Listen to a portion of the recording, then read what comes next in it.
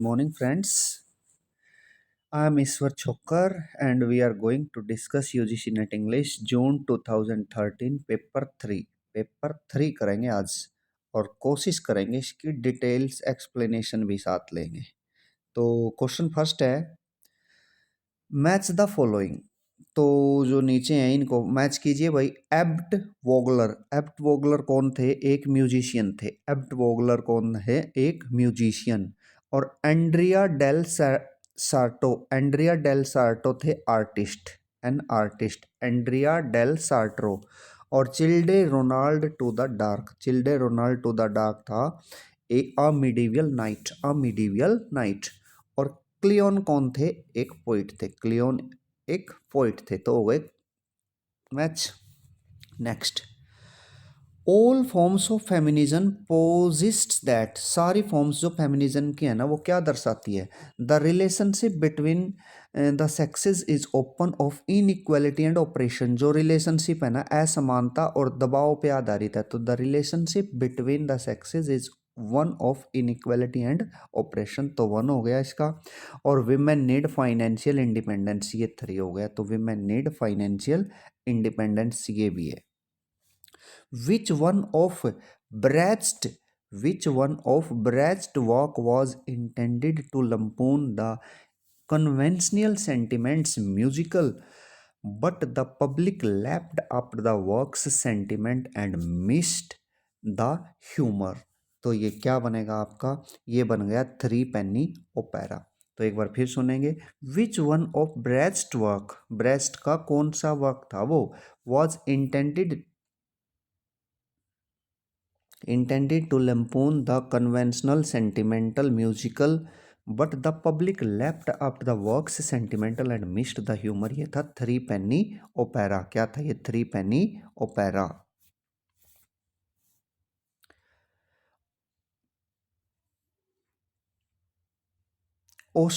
ostensibly a musical treatise, the anatomy of मेलनकली। तो the anatomy of मेलनकली क्या था? एक म्यूजिकल ट्रीटाइज थी।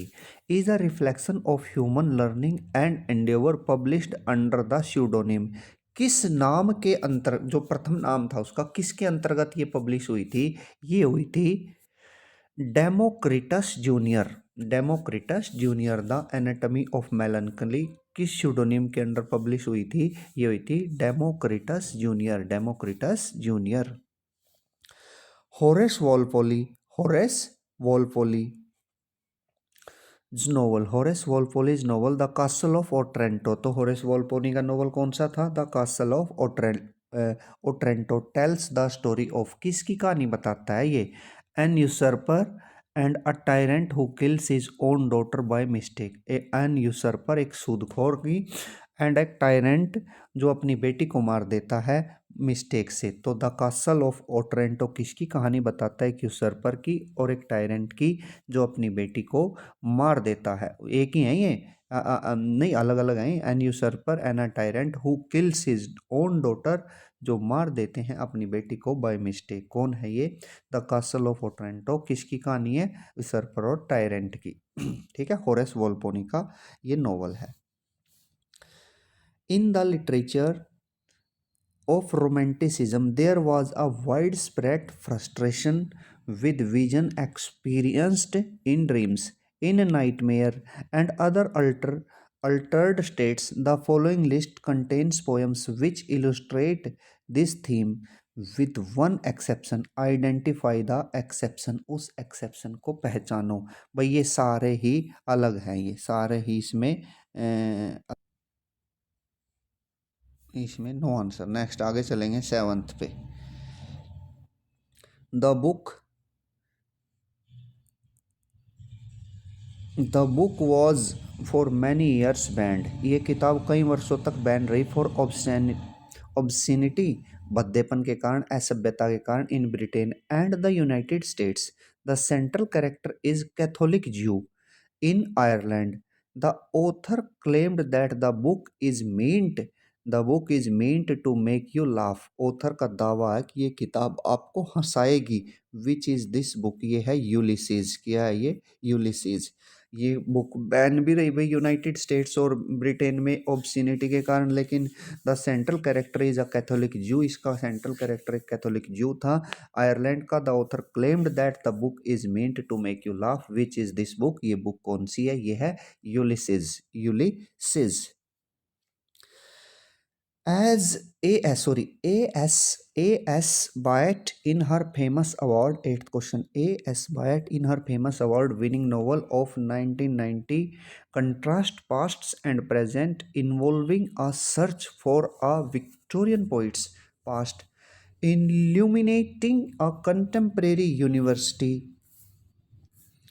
Researchers life and time, which is the novel, वो novel कौन सा है, वो नोवल है आपका पोजेसन। कौन सा नोवल है, पोजेसन है वो नोवल, वो नोवल कौन सा है, पोजेसन।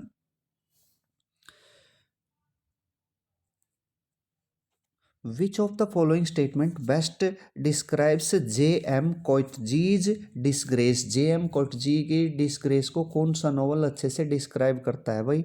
स्टेटमेंट कौन सी स्टेटमेंट कि ये J.M. कोचडी का जो डिस्ग्रेस है वो कौन सी है? तो it is a complex narrative of sin, ये कॉम्प्लेक्स नैरेटिव है पाप की, एंड रिडेम्पशन, और उससे मुक्ति की, विच involves both white and black south African, जो इन्वॉल्व करते हैं white and black south African. ये किसकी बात है? स्टेटमेंट डिस्क्राइब करती है J.M. कोटचीज के डिस्ग्रेस डे। The following statement best describes J.M. Coetzee की डिस्ग्रेस को, तो it is a climax narrative of sin and redemption which involves both white and black South Africans.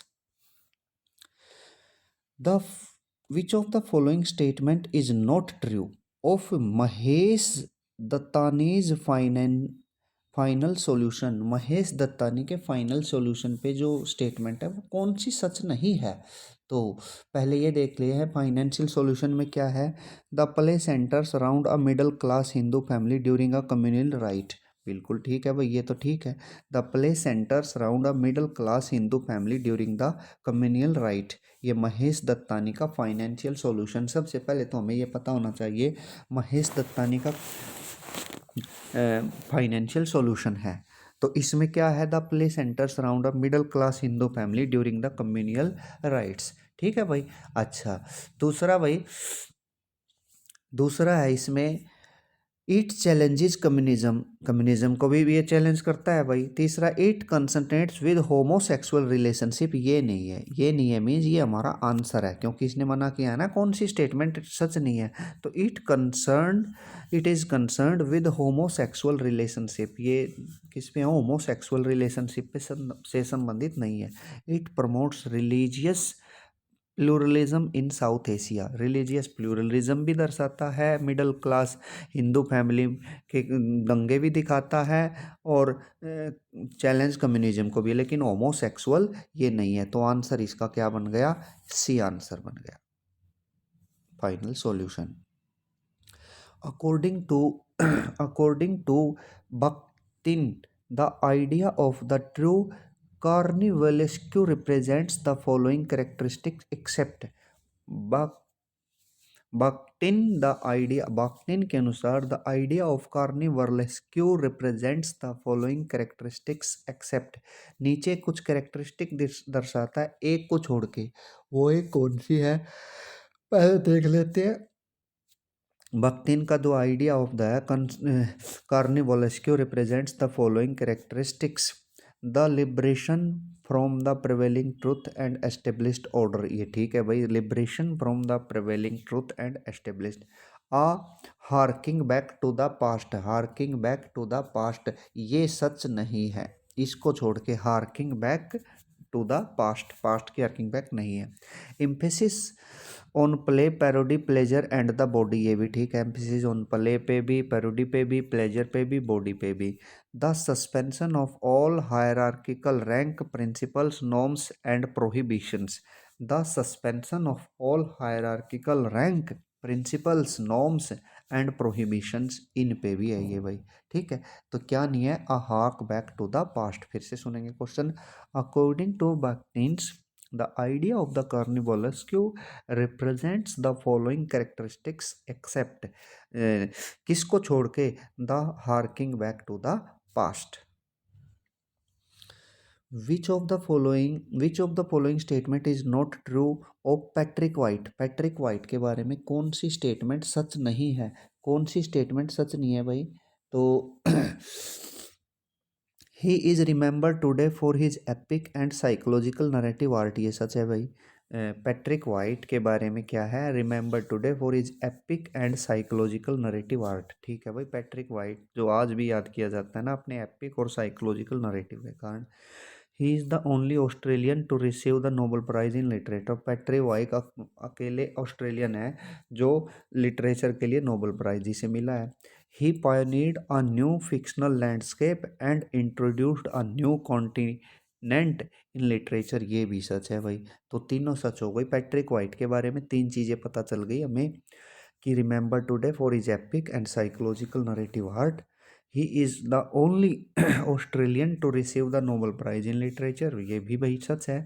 He pioneered a new fictional landscape and introduced a new continent in the literature, ये भी ठीक है। तो ठीक क्या नहीं है भाई, अब लास्ट ही बच गई। तो his style is noted for lucidity and simplicity, ये हमारा आंसर है। तो पैट्रिक वाइट के बारे में सच क्या नहीं है कि his style is noted for lucidity, कामुकता नहीं, नहीं अट्रैक्शन ये चीज़, एंड सिंप्लिसिटी इसके लिए उसका स्टाइल नहीं है। 13 conventional scholarship dates early modern English age beginning around. Conventional जो स्कॉलरशिप है डेट्स है early modern English. Early modern English जो है एज बिगनिंग अराउंड, कब हुआ ये? 1500। किसके अराउंड है? अर्ली मॉडर्न इंग्लिश कब शुरू हुई थी? 1500 के। कब? 1500 कन्वेंशनल स्कॉलर्स ने कहा है ये। Every demon carries within him unknown to himself, हर जो राक्षस है वो रखता है अपने अंदर अननोन टू हिमसेल्फ, वो जानता ही नहीं। A tiny seed of self destruction, एक छोटा सा बीज स्वयं के विनाश का। And goes up in thin air at the most unexpected moment. To which of R K Narayan character the above statement apply, R K Narayan के किस कैरेक्टर के लिए ये स्टेटमेंट अप्लाई हुई है? ये हुई है Vasu the man eater of Malgudi. Vasu the man eater of Malgudi. Vasu the man eater of Malgudi. Vasu the man eater of Malgudi, ठीक है। एक बार फिर सुनेंगे।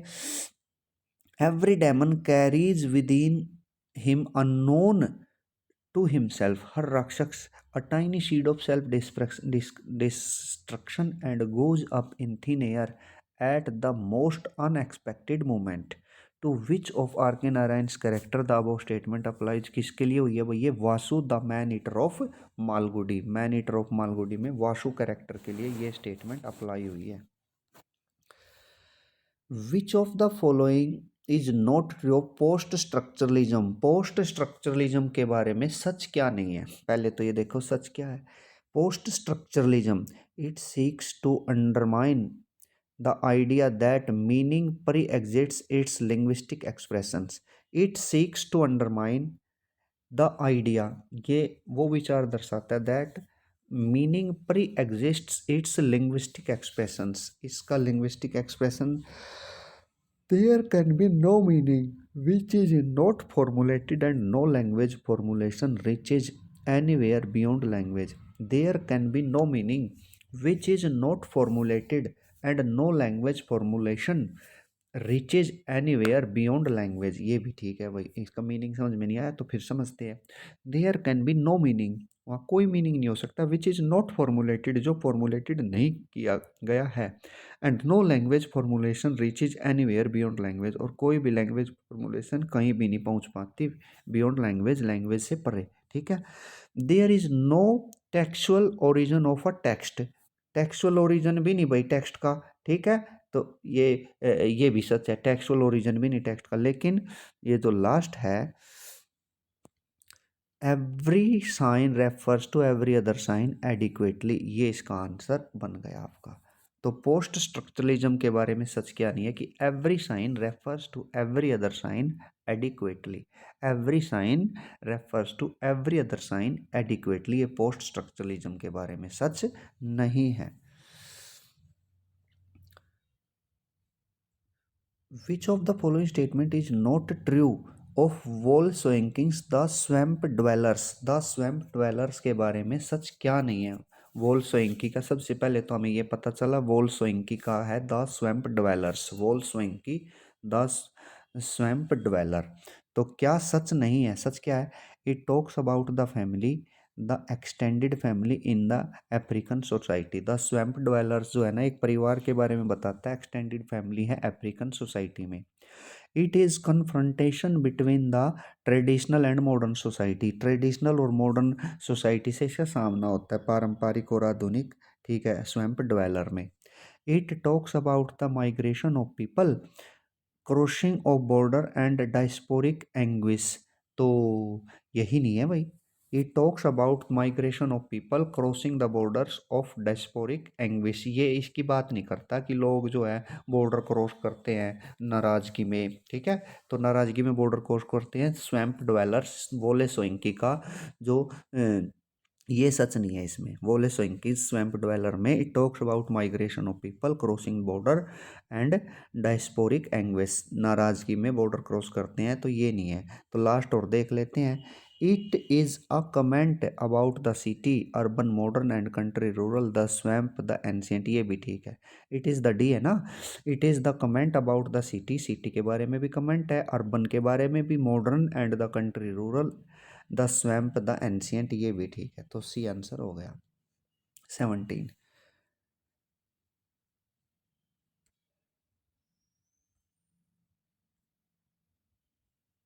Arrange the following English literary periods in the order in which they appeared, use the codes given below.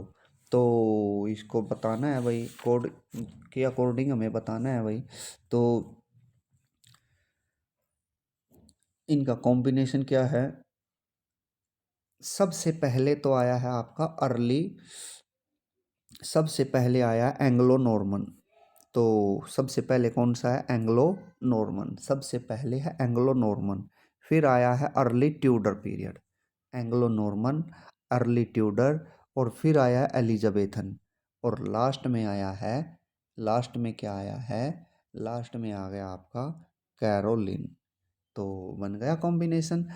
Arrange the following English, arrange the following English literary period, arrange the following English literary period in the order in which they appeared, use the codes given below. जो ये codes दिए गए हैं, सबसे first है Anglo Norman, फिर early Tudor, फिर Elizabethan, और फिर Caroline.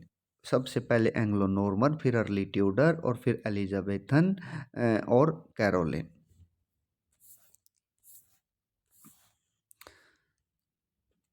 Which of the following play is not written by Rabindranath Tagore? तो रविंद्रनाथ टैगोर ने कौन सा नहीं लिखा भाई? एक नाथ नहीं लिखा भाई, एक नाथ नहीं लिखा। तो लिखा कौन सा है? सेक्रीफाइस लिखा है, चंडालिका लिखा है, और मुक्त धारा लिखा है। सेक्रीफाइस, चंडालिका और मुक्त धारा तो लिखे हैं, लेकिन एक नाथ नहीं लिखा। सेक्रीफाइस, चंडालिका, मुक्त धारा लिखे हैं।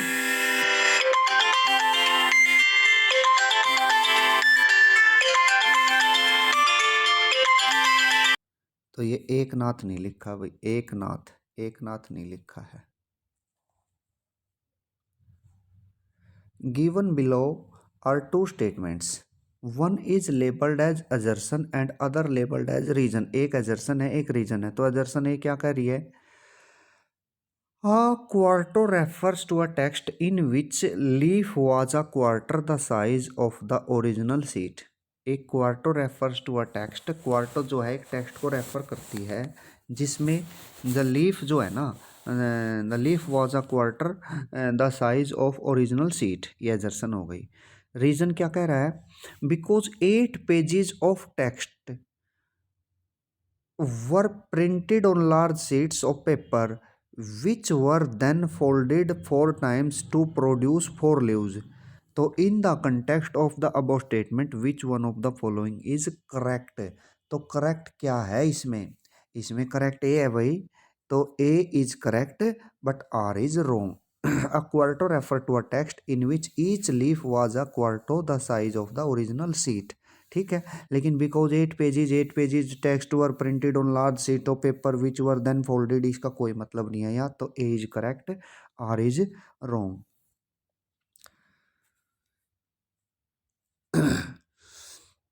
The purpose of the Pre-Raphaelites was primarily to promote. जो Pre-Raphaelites का पर्पज क्या था भाई? Simplicity and naturalness in art and literature. Pre-Raphaelites का पर्पज क्या था? टू प्रमोट करने का simplicity and naturalness in art, to promote naturalness in art and literature.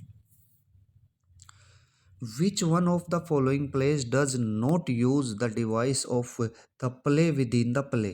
Play with in the play कौन नहीं यूज करता भाई ये डिवाइस? ये जो है ये सारे ही इसमें रोंग लग रहे हैं हमें, तो ये सारे ही ऑप्शन रोंग है. आगे बढ़ते हैं. Given below are two statements. नीचे दो स्टेटमेंट्स दी गई है. One is labelled as assertion and the other labelled as reason. Assertion A क्या कहती है? In the absurd plays of Pinter the Beckett. Absurd plays जो पिंटर एंड बैकेट के थे. Lack of communication seems to be a predominant theme. Lack of communication जो है वो परिडोमिनेंट theme दिख रही है, नजर आ रही है. ठीक है, तो रीजन क्या है? Existentialist philosophy had a tremendous influence on the dramatic of the period. Nihilism and meaningless of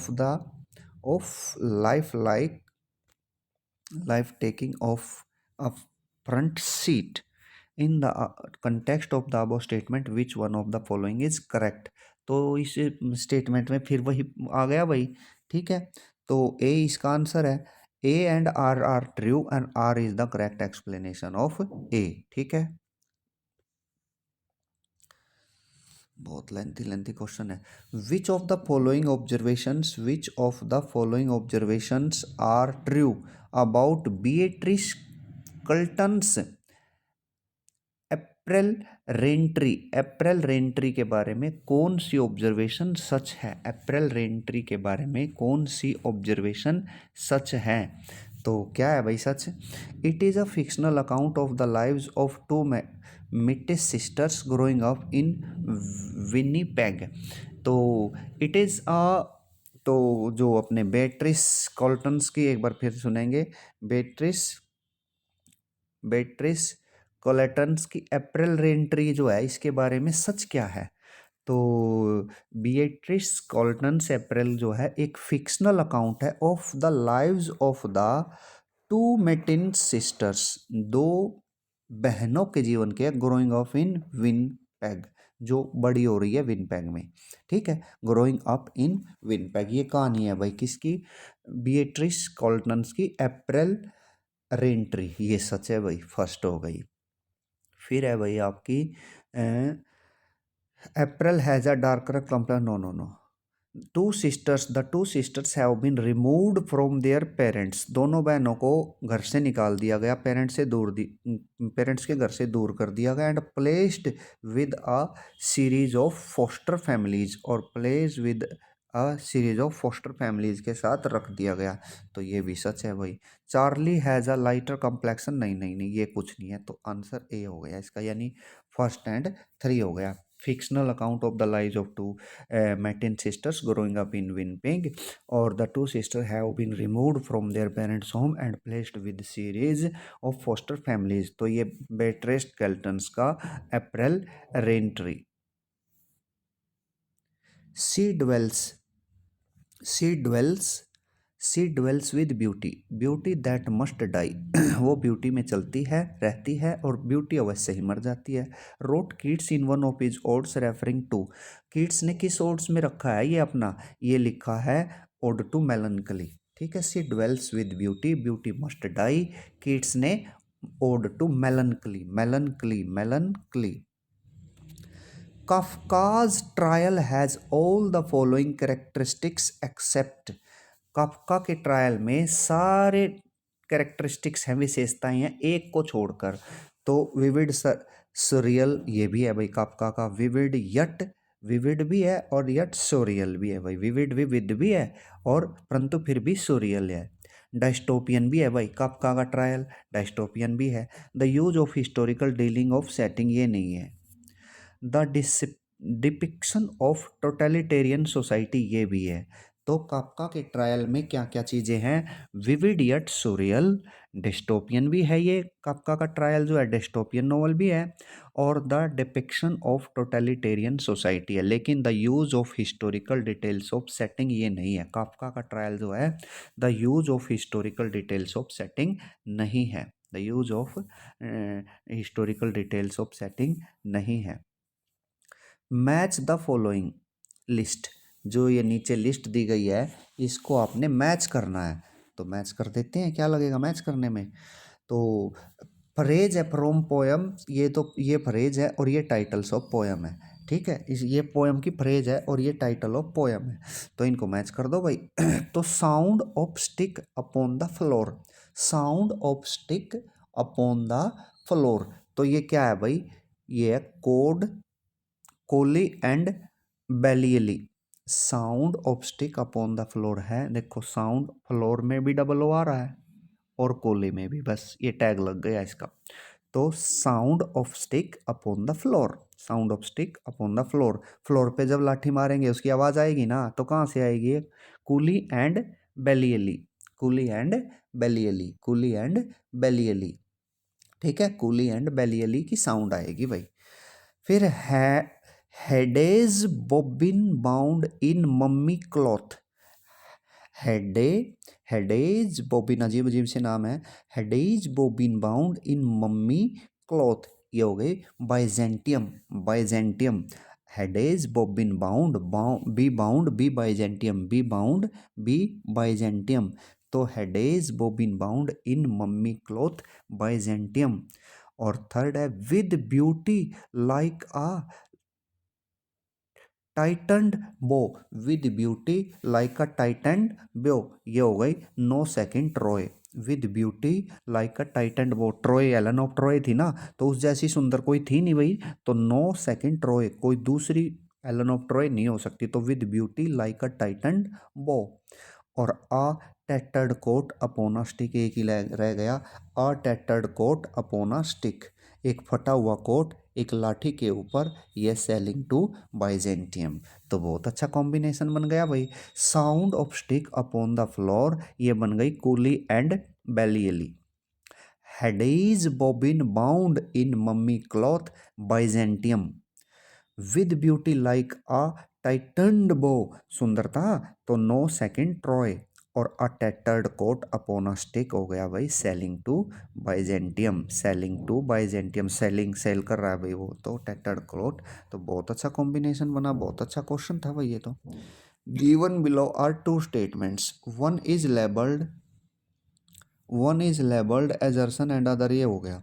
the literature of Jacobean age is dominated by works revealing symptoms and melodramas and sensationalism, ठीक है भाई, literature of Jacobean age is dominated by works, उन works द्वारा जो revealing symptoms चिन्ह दिखाते हैं melodrama के और सेंसेशनलिज्म और सनसनी। The reason, the Jacobean age is generally ruled by the spirit of decadence, ठीक है, जैकोबियन एज जो है आमतौर पर ruled by the spirit of decadence, तो इसका क्या बनेगा, ए रोंग है और आर ट्रू है। तो ए जो है ना, the literature of Jacobean age of dominate works revealing symptoms of melodrama, Jacobean में ये मेलोड्रामा वगैरह थे ही नहीं, है ना, जैकोबियन में मेलोड्रामा थे ही नहीं, ठीक है, तो लेकिन the Jacobean age is generally ruled by spirit of decadence, ये आर तो सच है और ए जो है वो सच नहीं है। Which one of the following statement best describes the term deconstruction, deconstruction का मीनिंग बताना है, यानी डीकंस्ट्रक्शन को सबसे अच्छा कौन एक्सप्लेन करता है डीकंस्ट्रक्शन को। तो it seeks to expose the problematic nature of concerned discourse, centered discourse, it seeks to expose the problematic nature को दिखाती है, ये एक्सपोज करती है, ऑफ सेंटर्ड डिस्कोर्स की। तो कितना अच्छा आंसर आ गया इसका, ठीक है। तो डीकंस्ट्रक्शन का मतलब है which of the following statement best describes the term deconstruction. तो it seeks to expose the problematic nature of centred discourse, it seeks to expose the problematic nature of centred discourse. ये answer हो गया। Which of these authors Which of these authors is not a writer of American slave narratives? African American slave narrative का author कौन नहीं है भाई, कौन नहीं है? फिलिप वेल्दी नहीं है, फिलिप वेटली अजीब अजीब से नाम है भाई, हमने तो पहली बार ही सुने हैं। विच of these authors is not a writer of African American slave narratives, ये कौन नहीं है भाई? अफ्रीकन अमेरिकन स्लेव नरेटिव्स का ऑथर नहीं है। Which of these author is not a writer of African American slave narrative, ये है फिलिप्स विटली अफ्रीकन अमेरिकन के राइटर नहीं है, फिलिप विटली हैं। कौन कौन अफ्रीकन अमेरिकन स्लेव नरेटिव्स के राइटर? सोलोम नॉर्थरोप है भाई, फ्रेडरिक डगलस है और सोजोर्नर ट्रुथ है, ठीक है। Solomon Northrop African American slave narratives के राइटर है, ठीक है। फ्रेडरिक डगलस और सोजोर्नर ट्रुथ है, लेकिन फिलिप्स वेटली नहीं है, फिलिप वेटली नहीं है। For nature than the coarser pleasures of my boy's days and their glad animal movements all gone by, to me was all in these lines from Tintern Abbey। एक बार फिर सुनेंगे। Revisited Wordsworth is talking about for nature then the coarser pleasure of my boy's days and their glad animal movement all gone by, to me was all in these lines from Tintern Abbey। Revisited Wordsworth is talking about। Wordsworth यहाँ किसके बारे में बात कर रहा है? यहाँ Wordsworth किसके बारे में बात कर रहा है भाई? वर्ड्सवर्थ यहाँ वर्ड्सवर्थ जो है वो बात कर रहे हैं the first stage in his relationship with nature. Nature के साथ जो है ना उसकी पहली स्टेज थी, और इसके दो आंसर बनेंगे भाई, both the first and second stage in his relationship with nature, दोनों पहली भी और दूसरी स्टेज भी उसकी नेचर के साथ रिलेशनशिप, तो दो बन गए इसके, ठीक है। फर्स्ट स्टेज भी उसका रिलेशन और सेकंड स्टेज भी, तो बी और सी, वैसे इसका ये होना चाहिए था बी और सी एक में ही। तो both the first and second stage in his relationship with nature, first and second, तो वैसे आंसर तो सी बना ना। तो फर्स्ट स्टेज भी और सेकंड स्टेज भी उसके नेचर के साथ रिलेशनशिप टिंटन एबे में ये पोयम वर्ड्सवर्थ ने लिखी है। फिर एजर्सन आ गई भाई, बहुत आते हैं ये एजर्सन और रीजन के question. One of Flaubert's main motivation in writing the novel Madame Bovary was his antipathy for the bourgeoisie। Reason क्या है? Flaubert strongly believed that bourgeoisie are those who think, feel and act in terms of utilitarianism and who reject the humanity and uniqueness of the individual person। तो इसका क्या बनेगा answer? इसका answer बनेगा भाई, दोनों ही करेक्ट लग रहे हैं मुझे तो। Both A and R true and R is the correct explanation of A. एक बार फिर सुन लो, फिर जब दोनों करेक्ट है तो।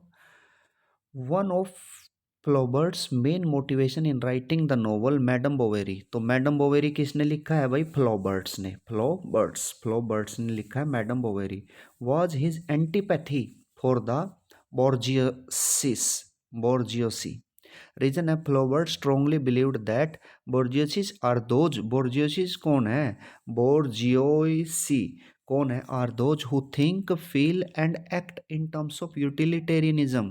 बोर्जियोसिस वो हैं जो काम करते हैं, महसूस करते हैं, सोचते हैं यूटिलिटेरियनिज्म की भावना से, and who reject the humanity and uniqueness of the individual person. तो ये क्लियर हो गया भाई। A tune of man in the large bulk is writ, but sure thou art but a kilderkin of wit. In the above lines, what does Dryden mean by kilderkin? kilderkin का क्या मतलब है? Dryden ने जो ये line लिखी है, tone of man in the law in thy, thy means your large bulk is writ but sure about it, sure but sure thou art, thou means you are sure thou art but a kilderkin of wit। तो यहाँ किल्डरकिन का क्या मतलब है भाई? किल्डरकिन का मतलब है a small barrel of wine, a small barrel of wine. Kilderkin जो है एक छोटा सा मापने का यंत्र, वाइन का, दारू का, शराब का। तो a small barrel of wine, kilderkin क्या है? Small barrel of wine. Time लग रहा है भाई, एक्सप्लेन अच्छे से हो रहे हैं लेकिन। Which of the following statement is not true of Kazuo Ishiguro's Remains of the Day the novel. जो स्टेटमेंट है Kazuo Ishiguro's Remains of the Day the novel, इसमें स्टेटमेंट जो है वो सच क्या नहीं है? क्या से स्टेटमेंट सच नहीं है? तो सच क्या नहीं है भाई? पहले ये देख लो सच क्या है। Uses a butler as a pivotal character, ये भी सच है भाई। Uses a butler as a pivotal character. फिर uses the class English detective story forms, ये नहीं है। Refers to England in the 1930s, ये भी है। बिकेम अ वेरी सक्सेसफुल, ये भी है। तो एक बार फिर पढ़ो क्वेश्चन पूरा, बहुत अच्छा क्वेश्चन है ये तो भाई। Which of the following statement is not true of Kazuo's Ishiguro, Kazuo's Ishiguro's Remains of the Day, Kazuo Ishiguro, Kazuo Kazuo Ishiguro's Remains of the Day, Remains of the Day. ये novel क्या करता है? Uses a butler as a pivotal character, butler को एक पाइवोटिक character के रूप में use करता है। Use is the English detective story, नहीं, इंग्लिश डिटेक्टिव स्टोरी यूज नहीं करता ये। कैजुआ इशिगोज का रिमेन्स ऑफ द डे ये डिटेक्टिव स्टोरी नहीं करता। रेफर्स टू इंग्लैंड इन 1930, ये दिखाता है became a very successful, miss पे एक सक्सेसफुल फिल्म भी बन गई, लेकिन इंग्लिश डिटेक्टिव स्टोरी नहीं दिखाता।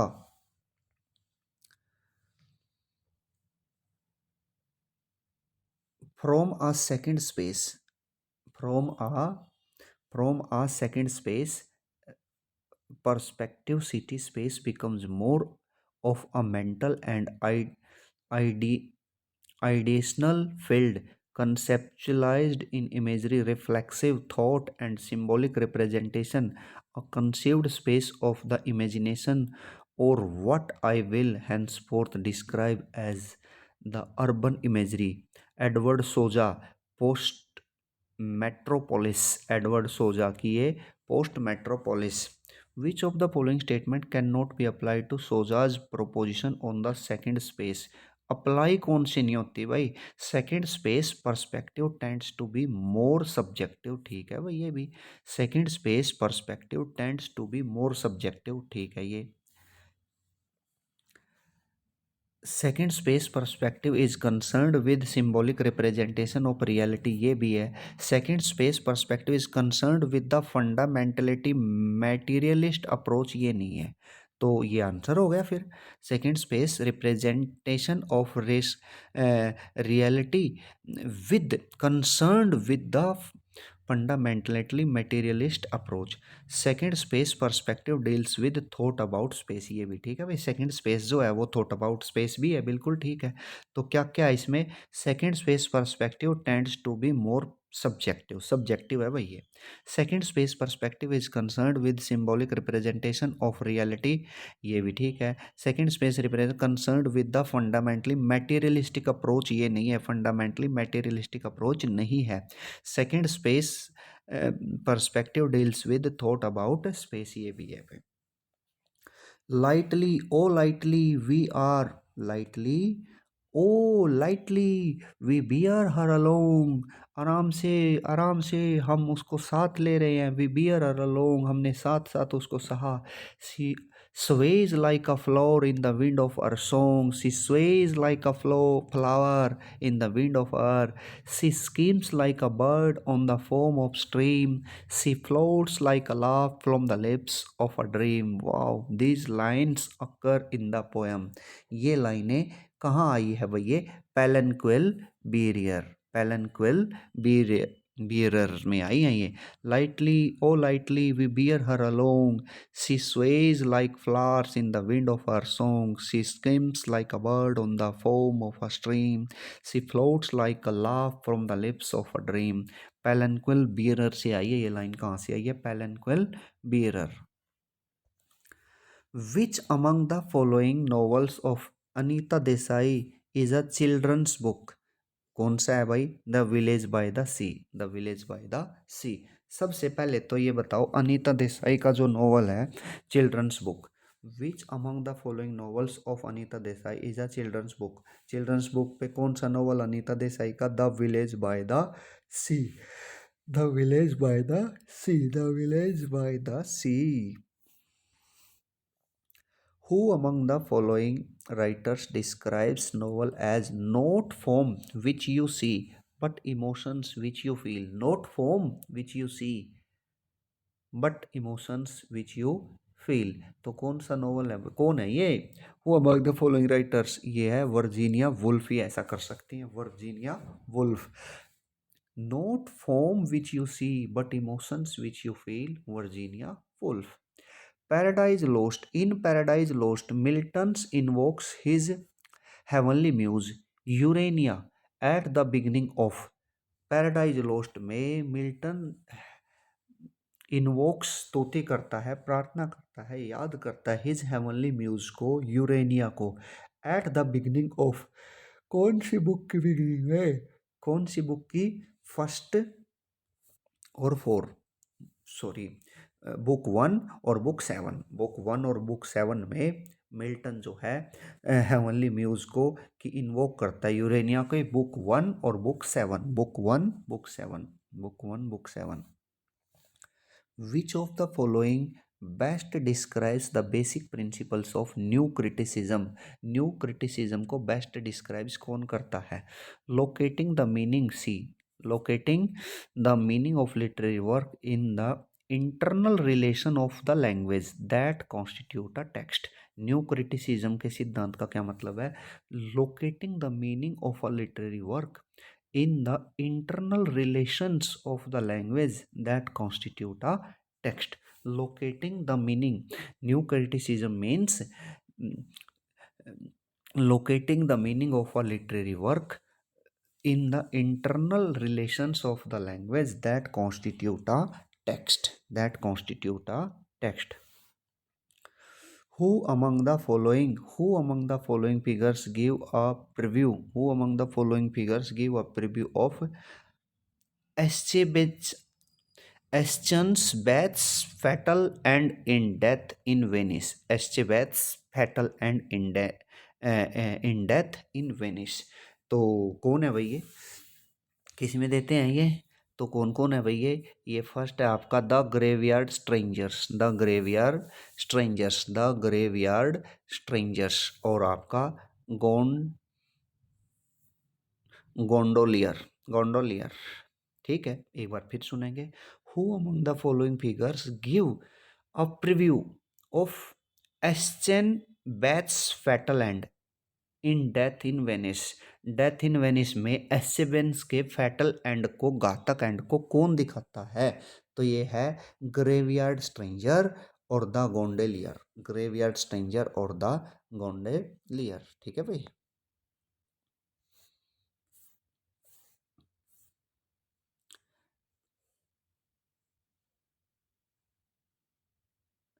Jacques Lacan posits three orders which structure human existence. Jacques Lacan posits three orders which structure human existence in the list that follows identify the one that is not included by Lacan. Jacques Lacan possessed three orders. Jacques Lacan possessed three orders which structure human existence. In the list that follows, identify the one that is not included by Lacan. उसको बताइए जो लैकन द्वारा नहीं किया गया। वो क्या है भाई? अनकॉन्शियस। एक बार फिर सुनेंगे, समझ में नहीं आया है। जैक्स लैकन पोजिस्ट थ्री ऑर्डर, तीन ऑर्डर पास करता है जैक्स लैकन जो है। Three orders which structure human existence. In the list that follows, identify the one that is not included by Lacan. Lacan द्वारा कौन सा नहीं किया गया भाई? अनकॉन्शियस नहीं किया गया, इमेजिनरी, रियल और सिंबॉलिक किया गया है जैक्स द्वारा। ठीक है, जैक्स लैकन द्वारा इमेजिनरी, रियल और सिंबॉलिक तो किए गए हैं, लेकिन अनकॉन्शियस नहीं किया गया। Given below are two statements, one labelled, ये फिर से सुनेंगे। Deconstruction reading is apolitical. Deconstruction की रीडिंग जो है एपोलिटिकल है because it focuses exclusively on language. Language की बात बिल्कुल ठीक है भाई। It primarily hold that all texts और linguistic structures contain within them a principle of destabilization, and hence it is difficult to pin down meaning. Such a reading therefore is unable to assign historical agency. तो क्या बनेगा भाई इसका? इसका बन रहा है हमारा आंसर, दोनों ठीक लग रहे हैं मुझे तो भाई, तो both A and R correct. क्योंकि देखो डीकंस्ट्रक्टिव रीडिंग इज अपोलिटिकल, बिल्कुल ठीक है भाई। और because it focuses exclusive on language, deconstructive तो लैंग्वेज के ऊपर। It primarily holds that all text on linguistic structures contains within them all principle of destabilization, and hence it is difficult to pin down meaning. Such a reading therefore is unable to assign historical agency. तो दोनों ही correct है। Maths वाला आ गया, बहुत अच्छे लगते हैं ये मैथ्स वाले मुझे। तो match the following list. List one है टाइटल ऑफ पोएम, और उधर है सेकंड लिस्ट टू में है पोइट है भैया। आई हियर अ फ्लाई बज, मैंने सुनी एक बज करती हुई मक्खी। तो आई हियर अ फ्लाई बज, आई हियर अ फ्लाई बज कौन कर सकते हैं? ये Emily Dickinson. I hear a fly buzz, Emily Dickinson. बर्चेज, बर्चेज तो सभी को पता है। बर्चेज, बर्चेज, बर्चेज का तो सभी को पता है। क्या, sorry, ah I hear a fly buzz जो होता है एलन गिन्सबर्ग है, ये एलन गिन्सबर्ग, एलन गिन्सबर्ग। और बर्चेज की है एमिली डिकिंसन। एमिली डिकिंसन की क्या है? Birches. Emily Dickinson, no no no no, सारे रॉन्ग हो रहे हैं भाई, एक सेकंड रुकेंगे। आई हियर अ फ्लाइंग बज, बज एमिली डिकिंसन, ठीक है। और बर्चेज जो है रॉबर्ट फ्रॉस्ट की है। मेंडिंग वॉल, बर्चेज है ना, तो रॉबर्ट फ्रॉस्ट की है बर्चेज। और आई हियर अ फ्लाई बज है एमिली डिकिंसन। और संडे मॉर्निंग है वेलेस स्टीवंस, संडे मॉर्निंग है वेलेस स्टीवंस। और एक बच गई, the supermarket in California है ये Allen Ginsberg. The supermarket in California, Allen Ginsberg. तो एक बार फिर सुनिए। I hear a fly buzz Emily Dickinson, birches Robert Frost, और मेंडिंग वॉल भी रॉबर्ट फ्रॉस्ट है, बर्चेज भी रॉबर्ट फ्रॉस्ट है, अमेरिकन पोइट है। संडे मॉर्निंग है वेलेस स्टीवंस, वेलेस स्टीवंस। और a supermarket of in California है ये Allen Ginsberg. Lexic, lexis refers to, lexis का क्या मतलब है भाई? लेक्सिस बहुत अच्छा क्वेश्चन है भाई। Lexis, all word forms having meaning और ग्रामेटिकल फंक्शंस। लेक्सिस का मतलब है, lexis all word form having meaning और grammatical function. All word form having meaning और ग्रामेटिकल फंक्शन, लेक्सिस का मीनिंग है ये। The following writers are involved in social activism in addition to their practice of creative writing। जो नीचे writer दिए गए हैं ना, ये इन्वॉल्व है in social activism in addition to their practice of creative writing, practice to their creative writing. तो ये कौन से हैं? तो महा महाश्वेता देवी भी वही, महाश्वेता देवी और Arundhati Roy. The following writers are involve in social activism in addition to their practice of creative writing के साथ साथ है ना ये सोशल एक्टिविज्म में भी थे। ये कौन थे? महाश्वेता देवी, महा ही होगी जो वही, महाश्वेता देवी और अरुंधति रॉय। महाश्वेता देवी और अरुंधति रॉय ये दो थी। In relation to Spencer's Fairy Queen, which of the following character virtue link is rightly matched? Spencer की फेरी क्वीन में कौन से कैरेक्टर जो वर्च्यू है वो बिल्कुल करेक्टली मैच्ड कौन से हैं भाई? तो ये कोर्टसी कैलिडोर, टेम्परेंस गोयन और जस्टिस आर्टेगल। एक बार फिर सुनेंगे। Courtesy courtesy Calidore, temperance Guyon और जस्टिस आर्टिगल। ये है भाई फेरी क्वीन में virtue character. The Divine comedy is divided into 3 canticas each consisting of. Divine Comedy जो है वो 3 कैंटिकस में डिवाइड है। ईच कंसिस्टेड ऑफ, हर एक में कितने क्या है? 33 कैंटोज हैं, 33 cantos. Divine comedy is divided into 3 canticas, 3 canticas में, और हर कैंटिका में 33 कैंटोज है, 33। The modern Promethean is the alternative title of. The modern Promethean जो है अल्टरनेटिव टाइटल है किसका? ये Frankenstein. The modern Promethean is the alternative title of Frankenstein जो है टाइटल है मॉडर्न प्रोमेथियन का। In words upon words Saussure says, words upon words में सॉसर कहते हैं। इन वर्ड्स अपॉन वर्ड्स में सॉसर कहते हैं, क्या कहते हैं? The actual birth of a new language has never reported in the world because we have never known of a language which was not spoken the day before or which was not spoken in the same way the day before. What does he mean? एक बार फिर सुनेंगे। The words upon words Saussure says the actual birth of a new language has never reported. The actual birth of a language has never reported in the words because we have never known of a language which was not spoken the day before or which was not spoken in the same way the day before. What does he mean? उसके कहने का क्या मतलब है? उसके कहने का मतलब है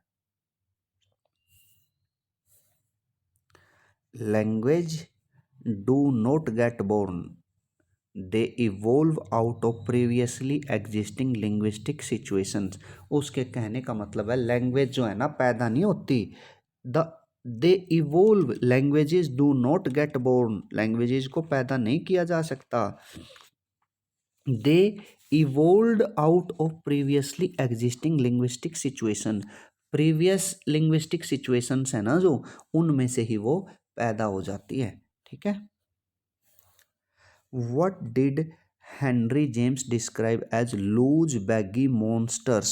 Loose baggy monsters, Henry James किसको डिस्क्राइब करता है? लूज बैगी मॉन्स्टर्स, नोवेल को कहता है वो। What did Henry James describes loose baggy monsters? Loose भी है, बैगी भी है, खुले हुए, ढीले भी और खुले हुए भी मॉन्स्टर्स कौन है? नोवेल्स हैं भाई, नोवेल्स याद रखना, नोवेल्स। और कौन कहता है? Henry James. High above the north pole on the first day of 1969, two professors of English literature approached each other at a combined velocity of 1200 miles per hour. This is the opening of David Lawes। David Lodge की opening line है ये। कौन सा है ये? तो ये है चेंजिंग प्लेसेस। क्या है ये? Changing places. क्या है चेंजिंग प्लेसेस में ओपनिंग लाइन है भाई डेविड लॉज की। डेविड लॉज की ओपनिंग लाइन क्या है? high above the North Pole on the first day of 1969. Two professors of English literature approached each other at a combined velocity of 1200 miles per hour. 1200 miles per hour की speed से दो professor English के जा रहे हैं, approach कर रहे हैं ईच अदर कंबाइंड वेलोसिटी। तो क्या है ये? चेंजिंग प्लेसेस, प्लेस ही चेंज होंगे भाई उनमें तो। At the end of the portrait of a lady Isabel Archer, portrait of a lady में इसाबेल आर्चर जो है सेंट्रल कैरेक्टर है ना, तो क्या करती है वो? तो इसाबेल आर्चर जो है goes back to the house from the garden, garden से अपने घर वापस चली जाती है। Goes back to the house, goes back to the house from the garden, और probably goes back to Rome and Osmond, और जो गिलबर्ट ओस्मोंड था उसके पास ही चले जाता है। विलन विलेन था ना वो एक तरह से। तो probably goes back to Rome and Osmond, Gilbert Osmond के पास भी चली जाती है और अपने घर भी चली जाती है। Goes back to the house from the garden at the end of the portrait of a lady Isabel Archer goes back to the house from the garden, और probably goes back to Rome and Osmond, Osmond के पास चली जाती है।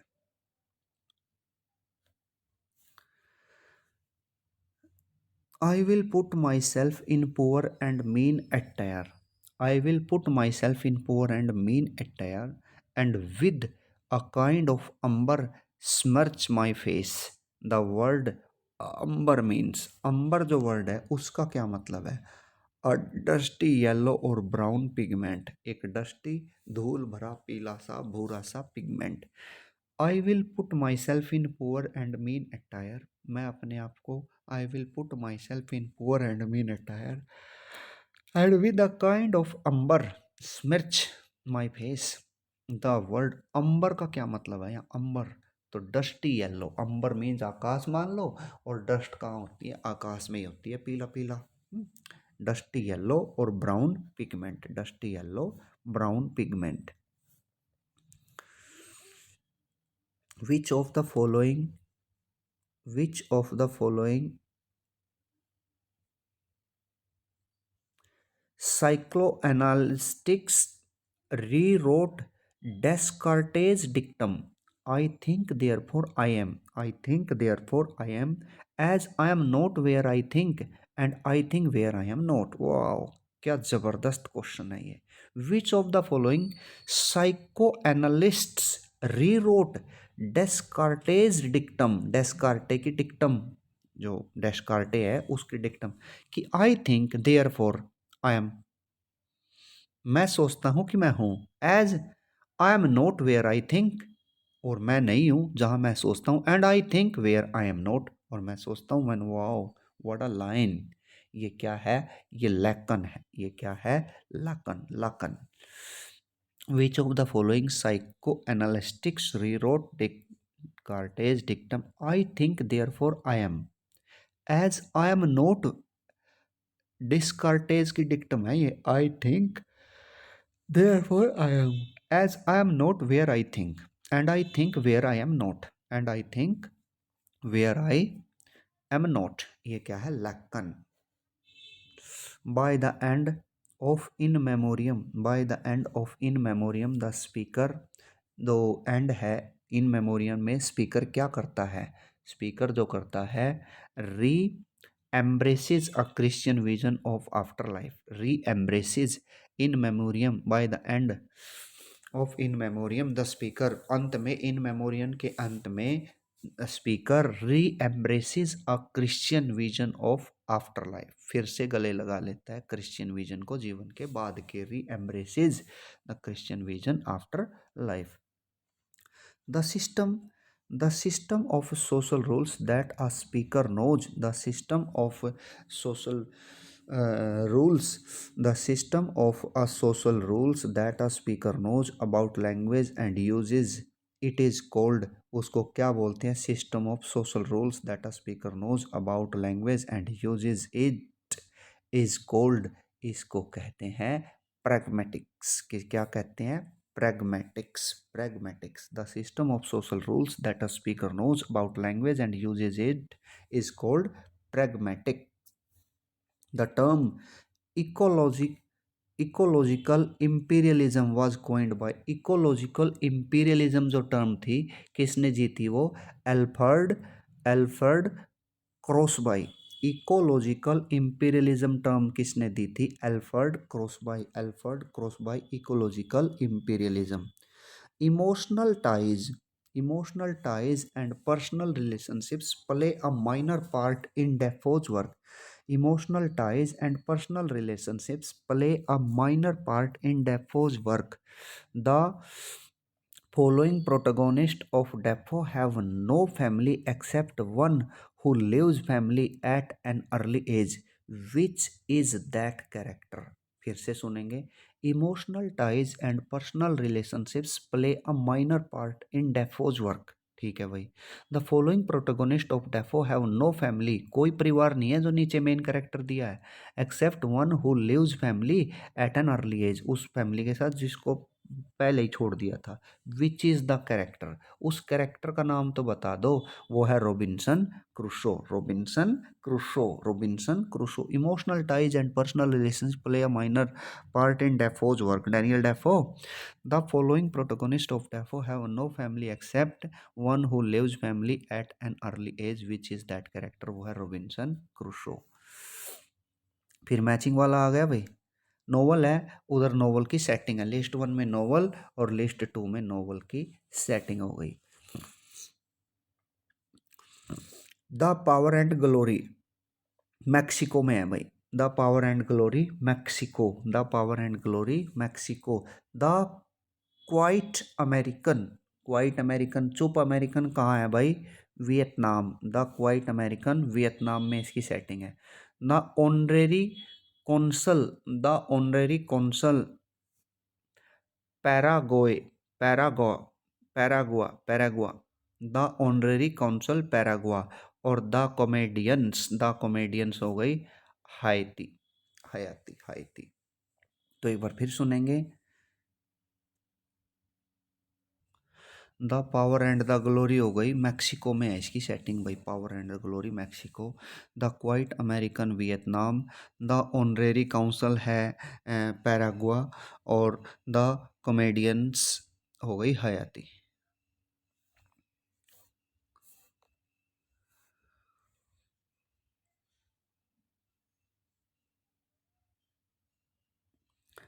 Dot.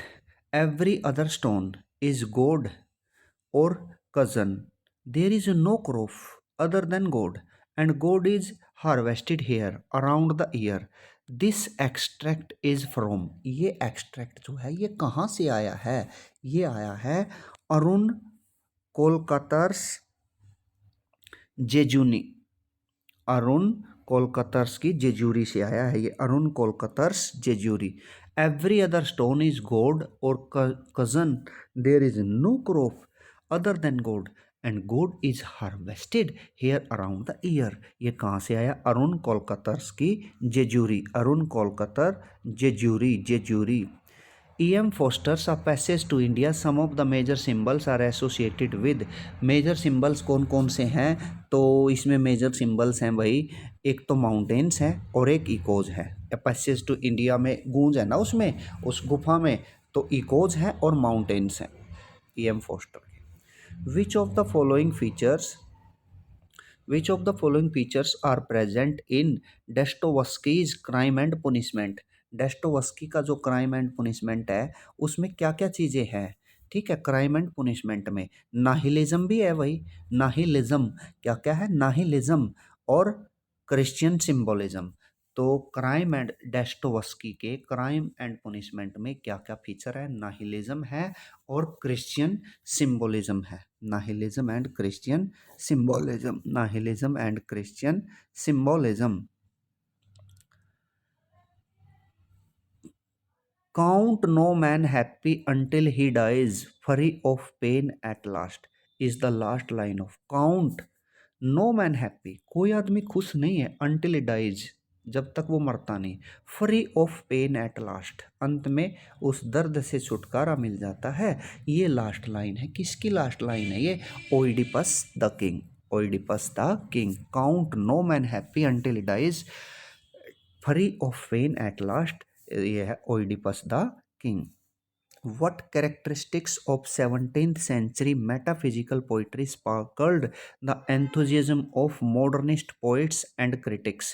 17th century के metaphysical poetry में कौन सी विशेषताएं हैं? तो कौन सी विशेषताएं हैं भाई? तो इट्स इंटेलेक्चुअल कॉम्प्लेक्सिटी है भाई, बिल्कुल ठीक है, इंटेलेक्चुअल कॉम्प्लेक्सिटी भी है इसमें भाई। और क्या है? It's union of thought and passion, it's union and thought and passion. इसकी इंटेलेक्चुअल कॉम्प्लेक्सिटी है, बौद्धिक जो कॉम्प्लेक्सिटी है, और it's union of thought and passion, union of thought and passion, ये दोनों चीज़ें हैं इसमें। किसमें? What characteristics of 17th century metaphysical poetry. देखो 17th सेंचुरी की है ये, 15 की नहीं, जॉन डन वाली नहीं है ये 17th century metaphysical poetry sparked the enthusiasm of modernist poets, modernist poet थे ये, एंड क्रिटिक्स, वो थे intellectual complexity and it's union of thought and passion. The inferior priestess, at her altar's side, trembling, begins the sacred rites and pride. फिर से सुनेंगे।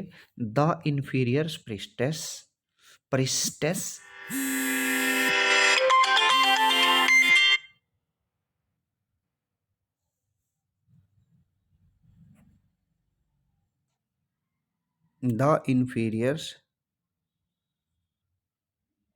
the inferior priestess at her altar side, trembling begins at the sacred rites of pride. ये in this description of Belinda at the dressing table, what does the word pride refer to? इस word pride का क्या मतलब है यहाँ? Pride word का क्या मतलब है यहाँ?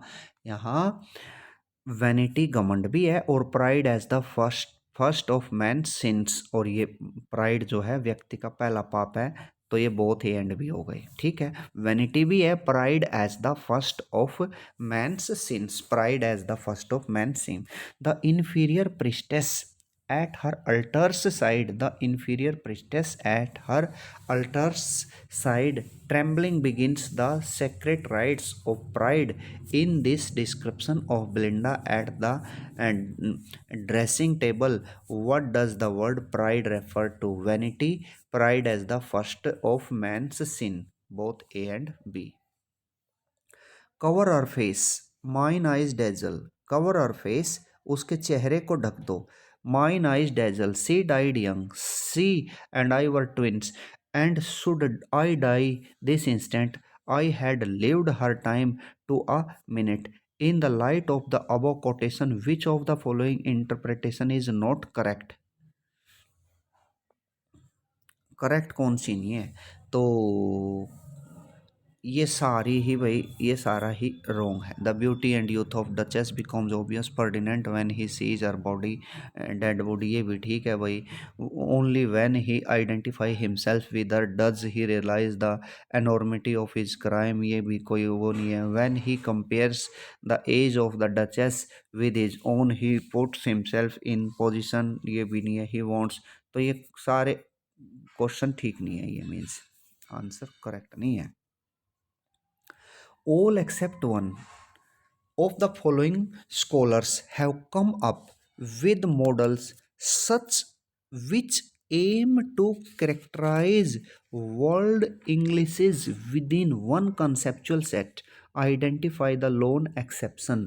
ये नोम चॉम्स्की कह सकते हैं ऐसे, तो भाई फिर से सुनेंगे। All except one of the following scholars have come up with models which aim to characterize world Englishes within one conceptual set. Identify the lone exception. Noam Chomsky इसमें एक्सेप्शन है भाई, एक अपवाद है। टॉम मैकर्थर है, ब्रैजो कचरू है, मैनफ्रेड गोर्चू है, लेकिन नोम चॉम्स्की इसका एक एक्सेप्शन है।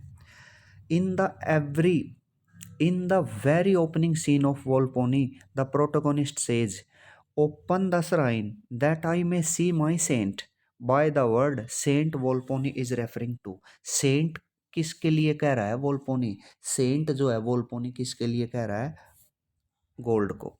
In the very opening scene of Volpone the protagonist मुख्य पात्र कहता है ओपन द श्राइन, श्राइन को खोल दो, that I may C my Saint, जिससे कि मैं अपने सेंट को देख सकूं। बाय द वर्ड सेंट किसको कह रहा है? वोल्पोनी, वोल्पोनी सेंट कहता है गोल्ड को, क्योंकि बहुत कंजूस आदमी है ना gold. A close friend of Dickens objected to the original ending of A Great Expectation, in which Estella remarries and Pip remains single. Dickens accordingly revised to a more conventional ending which suggests that Pip and Estella will marry. Pip and Estella will marry. Who was the friend? Friend कौन है वो? Friend आपका है Wilkie Collins. Wilkie Collins friend, एक बार फिर सुनेंगे। A close friend of Dickens objected to the original ending of great expectation in which Estella remarries and Pip remain single. Estella तो शादी कर लेती है ग्रेट एक्सपेक्टेशन में और पिप अकेला रह जाता है। Dickens accordingly revised to a more conventional ending which suggest that Pip and Estella will marry. Who was the friend? वो फ्रेंड कौन था? Wilkie Collins. Wilkie Collins.